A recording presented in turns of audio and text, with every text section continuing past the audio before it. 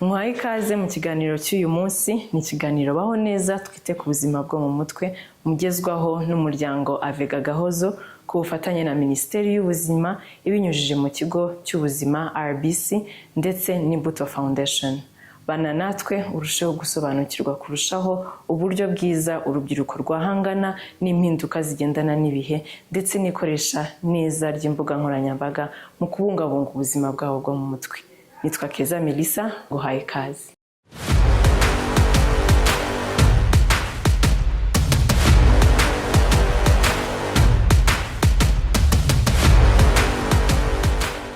Mu kiganiro cyacu nk'uko mumaze kubimenyera, ntabwo mba ndi njyenyine. Uyu munsi rero ndi kumwe n'abatumirwa bagiye kudufasha gusesengura insanganyamatsiko y'uyu munsi. Mpereye iburyo bwanjye turi kumwe na Prince Uwizeye. Prince akaba ari umuyobozi mukuru w'umuryango w'Isenga n'Imanzi. Prince, tuguhaye ikaze.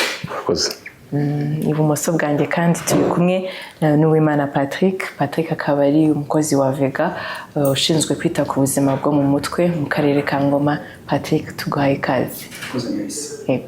Nk'uko rero mwabyumvise mu ntango z'iki kiganiro, uyu munsi tugiye kuganira ku urubyiruko rwahangana n'igitutu cy'urungano ndetse n'imihindukire igendana n'ibihe. Dutangire rero ikiganiro twakomeje kuvuga ku mihindagurikire y'ibihe, imihindagurikire igendana n'ubuzima. Iyo tuvuze ubundi imihindagurikire igendana n'ubuzima tuba tuvuze iki, Prince? Ese yigaragaza gute kugira ngo dutangire ikiganiro tubasha gusobanurira abadukurikiye babashe kubyumva? Urakoze. Iyo tuvuga imihindagurikire y'ibihe tureba ibihe bijyanye n'imyaka. Birumvikana ko urubyiruko ruba ruri mu bihe bihindagurika cyane. Kuva umuntu akiri ngira ngo iyo umuntu avuye mu bwana ahita yinjira mu bugimbi n'ubwangavu. Ubwaho haba impinduka nyinshi cyane, ndetse n'ikintu kigoye ku buzima bwo mu mutwe bw'urubyiruko, ahari kigoye kuruta ibindi, n'impinduka zihuta. Mu gihe gitoya umuntu aba ari hagati y'umuntu mukuru n'umwana ataramenya, ntawe ukubwira ngo wavuye muri iki cyiciro wagiye muri iki. Wisanga umubiri hari ibiri guhinduka. Birumvikana ko umubiri urimo gukura, ariko nta nubwo waba wakageze mu gihe cy'inshingano kikwemerera gukora ibijyanye n'izo mpinduka zirimo kuba. Ikindi, nta nubwo ufite amakuru ahagije ku biri kukubaho. Noneho iyo umuntu yigiye imbere akagera mu myaka 20, noneho hatangira kuza n'izindi nshingano z'ubuzima zigusaba gufata inshingano, zigusaba gufata ibyemezo utigeze ufataho. Twibuke ko nta shuri ryigisha umuntu uretse umuryango. Rimwe na rimwe kandi umuryango buryo ugira umuco wawo, ugira ishuri ryawo. Umuntu arabyuka mu gitondo akaba umubyeyi, nawe ntaho yabyigiye kurera. Ibyo aguhaye ni ibyo ngibyo. N'amateka y'igihugu cyacu agira uruhare kuko umuryango wabaye affected cyane. Bigatuma rero inshuro nyinshi usanga abantu bakiri batoya bagomba kwishakira ibisubizo by'ibibazo batari bazi ko bazabazwa. Izo mpinduka rero byanga byakunda zihungabanya ubuzima bwo mu mutwe bw'umuntu. Ari naho haturuka icyo wavuze cya peer pressure, cyangwa igitutu giterwa no kwigereranya n'abandi. Urumva umuntu arimo gushakisha uko anavigating, uko arwana n'iyo reality iri kumubaho. Ntabwo azi ishuri yabyigiramo, ntazi aho ari bukura amasomo ya nyayo. Byanga byakunda azajya ku mbuga nkoranyambaga, azareba by'abandi barimo gukora, rimwe na rimwe bitari byo, bishobora kumugiraho ingaruka mbi. Yego, murakoze cyane. Ugarutse kuri izo mpinduka turi kuvuga, cyangwa se izo mpinduka z'ibihe z'urubyiruko, ariko akantu gato ukomojeho k'imyaka. Ese tugereranyije nk'izo mpinduka zigendana n'ibihe zikunda kwigaragaza mu rubyiruko, ni nk'imyaka se runaka, kuva ku myaka runaka kugera kuri ngahe bikunda kwigaragaza cyane? Navuga ngo buri cyiciro cy'imyaka kigira impinduka zacyo. Iyo umuntu, naguhaye urugero, ari ingimbi cyangwa umwangavu, hari impinduka zijyanye n'imyororokere, hari impinduka zijyanye na identite, ndinde maze iki mu bandi, ndinde mu bandi, ndinde mu muryango, ndinde muri communauté.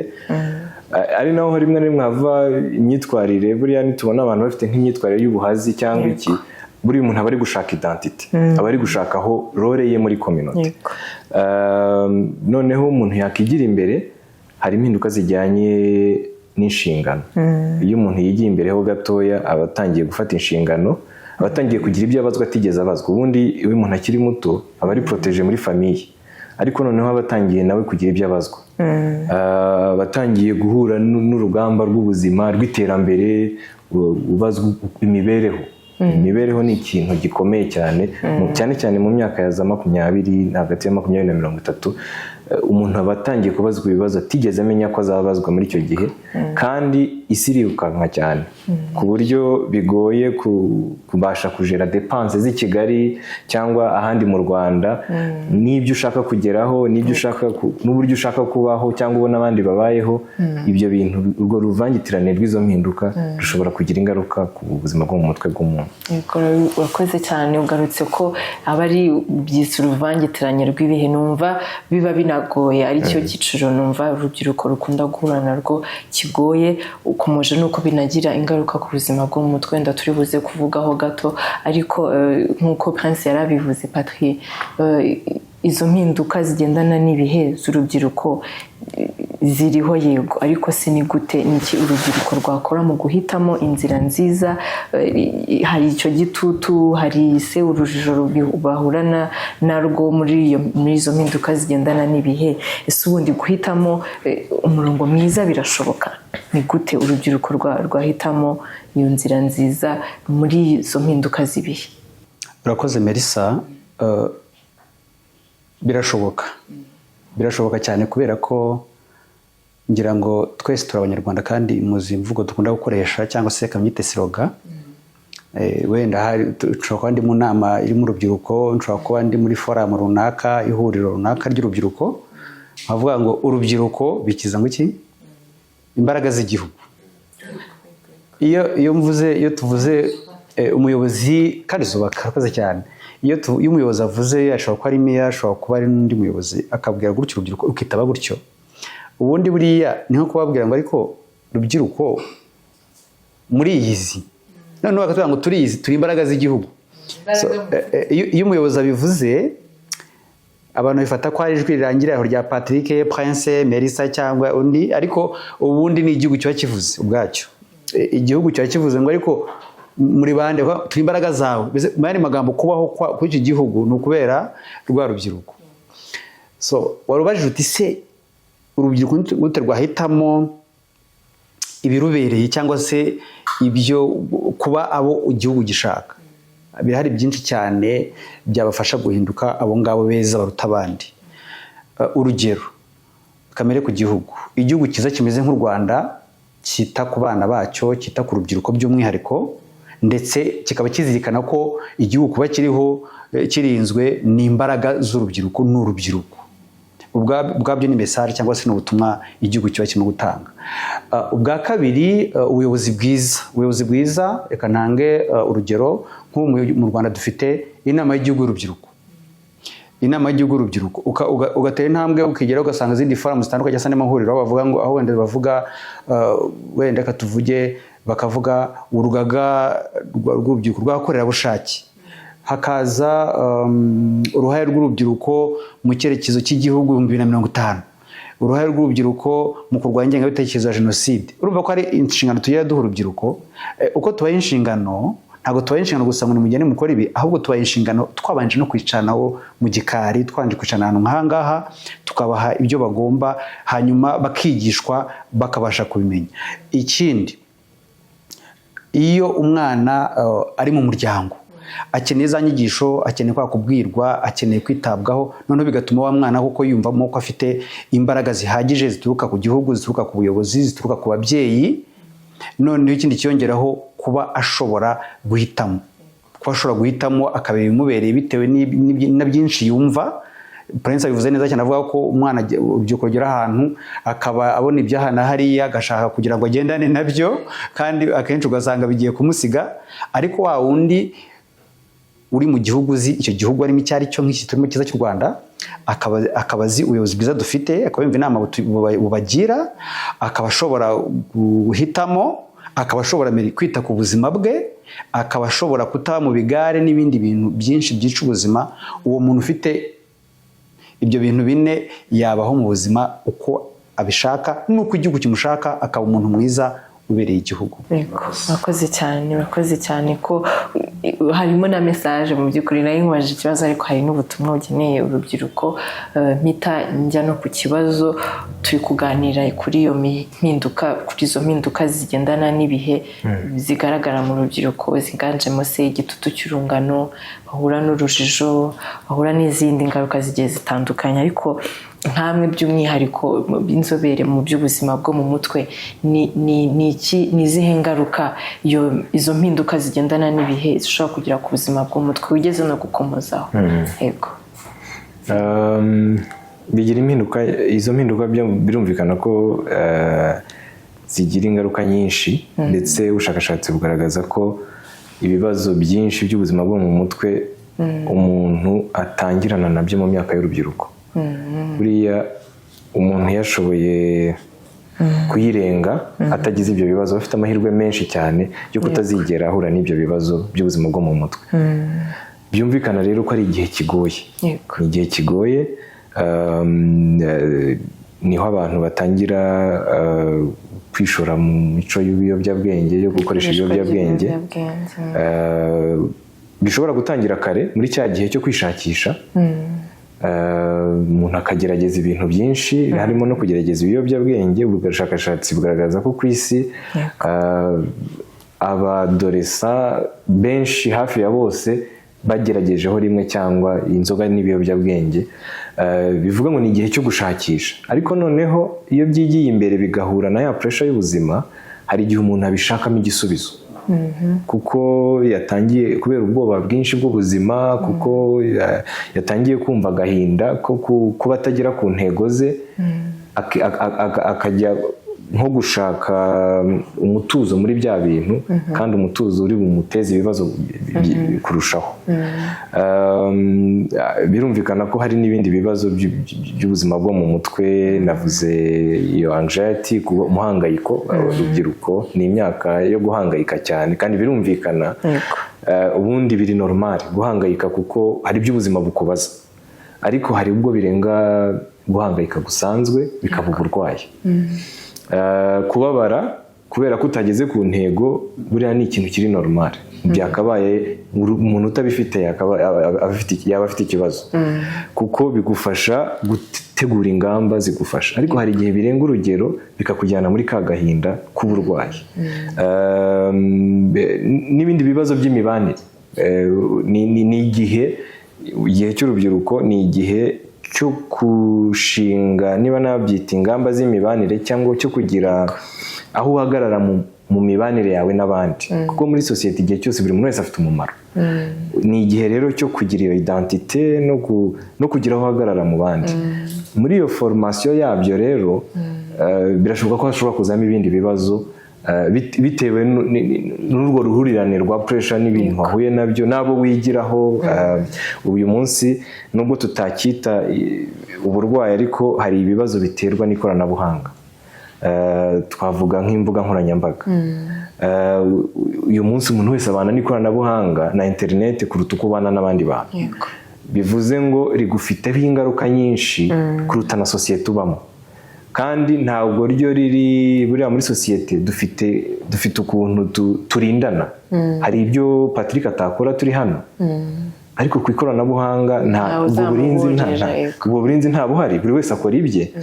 iyo exposure uko kubona ibyo bintu uko kubyakira kubyinjiza mu mutwe wawe bidafite uburinzi niba ariko navuga bizakugiraho ingaruka noneho n'uburi urubyiruko ni imyaka ya vulnerability kubera yuko umuntu aba akishakisha urumva kana ko bizabagiraho ingaruka kurushaho ariko harimo n'imbaraga ngira ngo tuje kubigarukaho harimo n'imbaraga kuba uwo muntu aba akiri kwishakisha ni imbaraga zikomeye nk'uko Patrick yabivuze ni imbaraga z'igihugu ni imbaraga zikomeye nanone ubushakashatsi bugaragaza ko abantu bagiye bagera ku bintu bikomeye cyane babyinjiyemo mbere y'imyaka 30 babyinjiyemo dushaka turebe abayobozi b'igihugu cyacu turebe n'abandi bantu ni imyaka y'imbaraga zidasanzwe nanone zishobora gukoreshwa neza nakoze Prince avuze uko tubana n'ikoranabuhanga cyane kuruta uko tubana n'abantu mitamuza hari umushuti wanjye twaganiraga ejo ambwira ukuntu mwarimu yabajije abana mu ishuri yababaza Keve nuko uzabikinza umusirikare Rose uzabikinza umupolisi nza umushoferi noneho aza kugera ku mwana umwe aramubwira ati ngiye buriya ati nyuma nzaba screen ya smartphone no we urumva bani yababajije ariko bajya kumubaza amubajije ati kubera ushaka kuzaba touch screen ukubera iki ati mama wanjye niyo akunda urumva ikibazo umwana mu by'ukuri ugiye kubaza umubyeyi yabwira ko akunda umwana we ariko umwana we ntago abibona azi icyo mama we akunda kubera iki yatashye araza akajya muri smartphone kajya mbabarire muce mu ijambo twite nanagifatanya n'ikibazo naringe gukurikizaho ubwo ni bumwe mu buryo bubi ikoranabuhanga cyangwa se n'imbuga nkoranyambaga zishobora kwangiza ubuzima tubamo buri munsi ariko se noneho nubuhe buryo ibyo ari byo byose ikoranabuhanga cyangwa imbuga nkoranyambaga muri iyi si yacu iri guhinduka ku muvuduko mwinshi ntabwo ari imbi ikoranabuhanga nubwo twanariraho kuko tugendana narwo ni gute rero iryo koreshwa ry'imbuga nkoranyambaga cyangwa se n'ikoranabuhanga ariko cyane cyane imbuga nkoranyambaga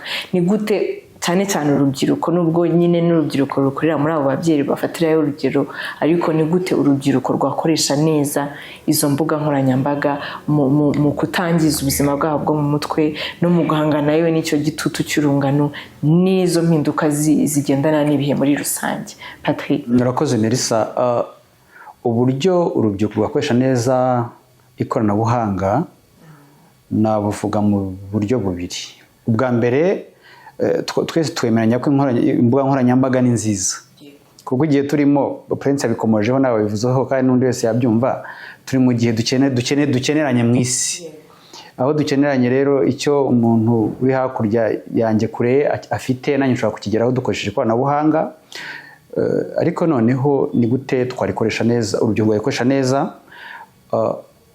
icya mbere ni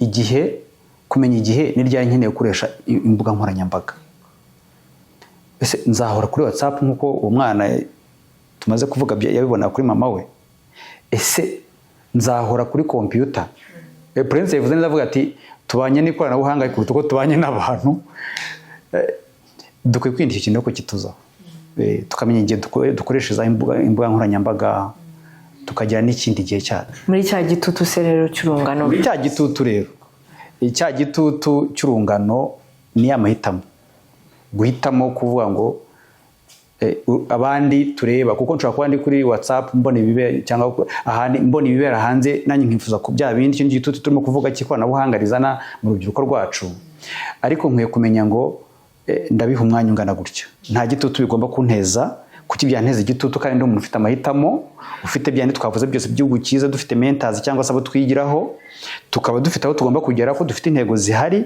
z'ibyo tugomba kugeraho iyo dufite intego rero twashyizeho imirongo migari ko tugomba kugera kuri izo ntego ntitugomba kugenda ku gitutu cy'abandi ahubwo tugomba gutinza amaso ku ntego zacu hanyuma ubwo ni ya mahitamo nyine ni ubundi ku mbuga nkoranyambaga n'iki nkuramo mu bintu 500 biriho cyangwa 600 ni ibiki nkeneye hariya kuki byose najya kubireba kandi nkeneye mu bintu 15 urugero ayo mahitamo rero yo guhitamo ibimbereye niyo azamfasha kugira ngo cya gitutu cyo kunzaho hanyuma uko kitanzaho niko ndimo kurinda n'ubuzima bwanjye kuko twangije kubona kuko icyo gitutu kiza ari cyinshi bituma ubuzima bwo mu mutwe bwacu bwagira ikibazo ibyo bintu binyo numva twashingiraho. Koze cyane nakoze kutwibutsa rwose ko ari ahacu urubyiruko mu gukora aya mahitamo meza. Turi urubyiruko rufite intego kuko tuzi rero intego yacu ni ugukora amahitamo kugira ngo tubashe guhangana n'icyo gitutu cy'urungano ndetse n'impinduka turimo zigendana n'ibihe. Numva turi kugenda tugana ku musozo. Hari urwo rubyiruko twakomeje kuvuga ariko urubyiruko rurarerwa, wabivuze ko ruba rutarajya haba ari icyiciro bataragiramo cyo gufata inshingano. Ni abantu rero baba bakirerwa, baba bakirebererwa. Abo babareberera rero harimo ababyeyi, harimo abarezi n'abandi bareberera urubyiruko muri rusange.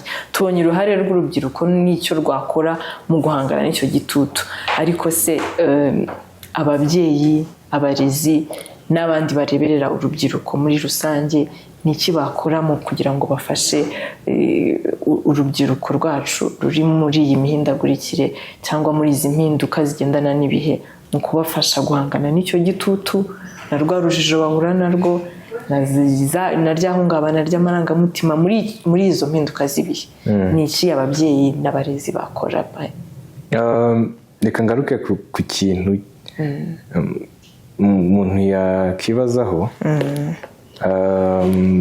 Icya mbere cyo ababyeyi batanga ibyo bafite.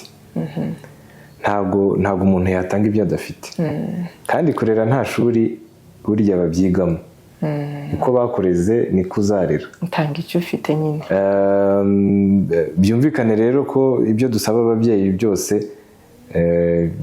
bigomba kujyana n'ubundi n'ubushobozi bafite. Ariko icyo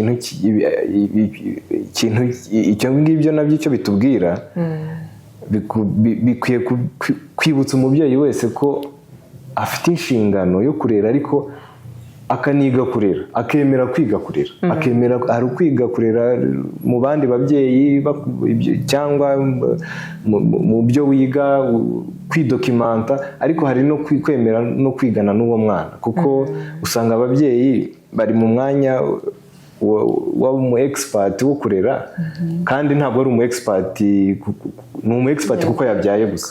Umuntu wese agirwa inzobere nuko yabyaye. Ibyo rero ntabwo ari qualification itanga siyanse ko umuntu uzamurera neza. Ababyeyi bumva icyo kintu yuko ntabwo ari igitangaza kuba nawe hari ibisubizo utabasha gusubiza, ariko emera kugendana n'uwo mwana muri urwo rugendo rwo gushaka ibisubizo. Burya umubyeyi wabashije kuba inshuti y'umwana akamuba hafi, ariko bijyana nuko kwiyoroshya, kuko iyo umubyeyi abaye igisubizo cy'ibintu byose, birangira n'umwana abibonye ko ni position afite gusa, ni power afite, ariko ntabwo ari ubwenge, ntabwo biri gufasha umwana. Ababyeyi bemere kugendana n'abana, babe inshuti zabo, babe hafi. Ikindi, ababyeyi b'Abanyarwanda by'umwihariko tugira sigaho na reka, ni byiza, ndetse muri iyi minsi ikwiye gushyirwamo imbaraga cyane ku babyeyi bakiri bato, aho usanga nyine itakiri cyane, abana tubareka bakikorera ibyo bashatse. Ariko nanone sigaho na reka ntihagije, hakeneye kubaho empowerment. Iyo tuvuga ngo urubyiruko ni imbaraga, ibyo bintu umwana yagatangiye kubyumva akiri mutoya, akumva ko afite izo mbaraga. Urumva urugero Patrick aduhaye rw'umwana wifuza kuba screen, deje uwo mwana arabizi ko screen iramurusha agaciro mu maso ya mama we. Uwo mwana ntabwo wamaze kumwica mu mitekerereze ye, mu myumvire ye y'uko afite agaciro. Ejo azajya kugashakira mu biyobyabwenge, ejo azajya kugashakira ahandi. Empowerment itangira kare, hanyuma uwo mwana tumurememo imbaraga, kuko bizamufasha. Buriya social media, buri muntu wese, social media n'indi si nshyashya twakiriye. Buri muntu wese agira role muri social media, agira identity, agira uwo ari we. Ariko hariho abantu bajyaho ari abakonsomateri gusa, akonsoma ariko atatekereza ngo ngewe ndinde muri iyi si ndimo. Ariko iyo umwana twamwipawarenza hakiri kare, ahantu hose ageze biramworohera kumenya aho ahagarara. Ariko iyo yahungabanye mu gaciro ke tumuha, dugira sigaho na reka nyinshi, ugasanga ntabwo twimpawaringa abana. Ababyeyi b'Abanyarwanda by'umwihariko tugira sigaho na reka nyinshi, ariko ntabwo twibuka kwibutsa umwana agaciro afite, kumwibutsa imbaraga afite, kumwibutsa ubushobozi afite, kuko nibyo bimwubaka, bimufasha kuzabasha guhangana na bya bihe igihe bigeze.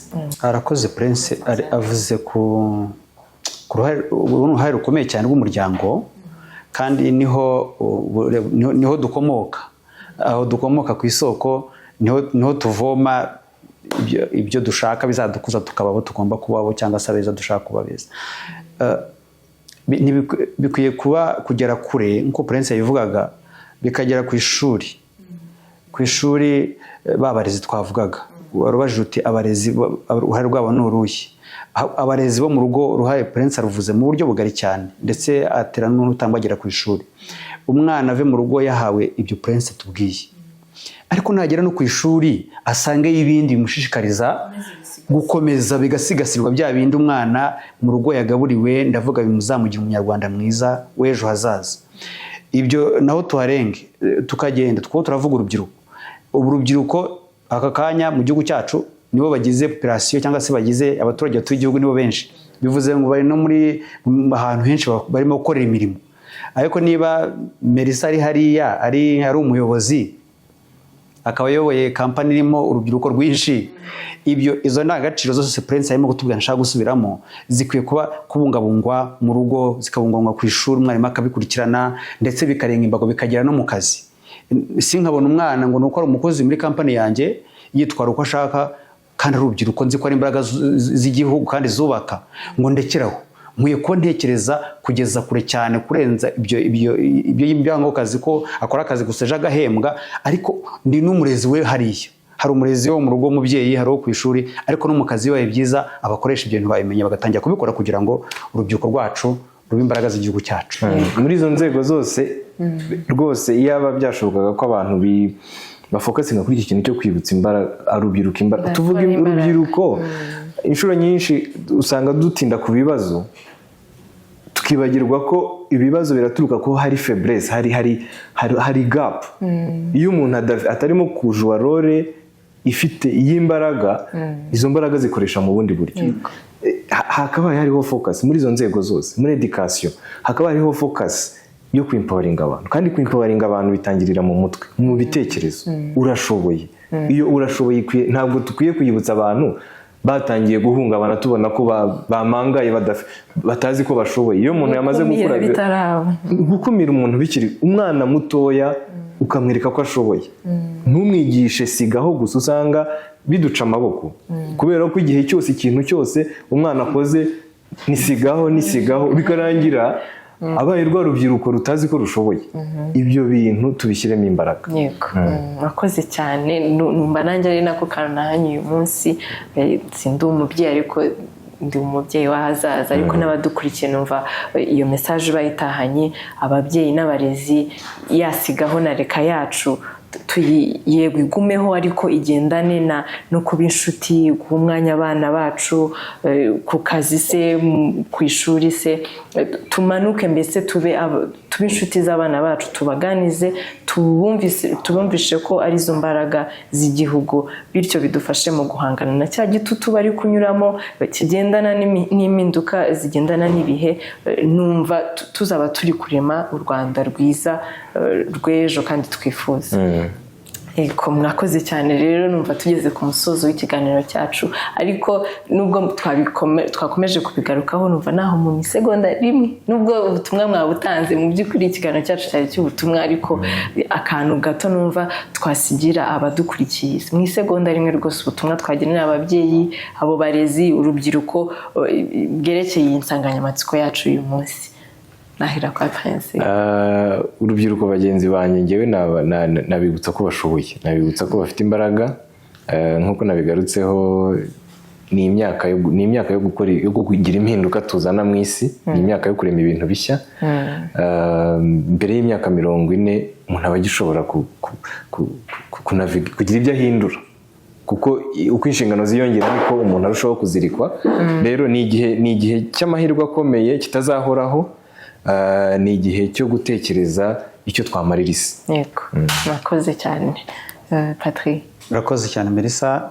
Ubutumwa bugufi natanga nuko urubyiruko rwacu turarukunda igihugu cyacu kirarukunda turwitayeho kandi twiteguye kubafasha kugera ku ntego kugira ngo tuzagire igihugu cyiza kiruta uko kimeze uyu munsi kuko urubyiruko rwacu rwarizwe kandi muri imbaraga z'igihugu.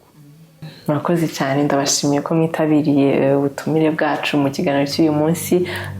Nshimira n'abadukurikiye bari badukurikiye mu kiganiro Baho Neza Twite ku Buzima bwo mu Mutwe.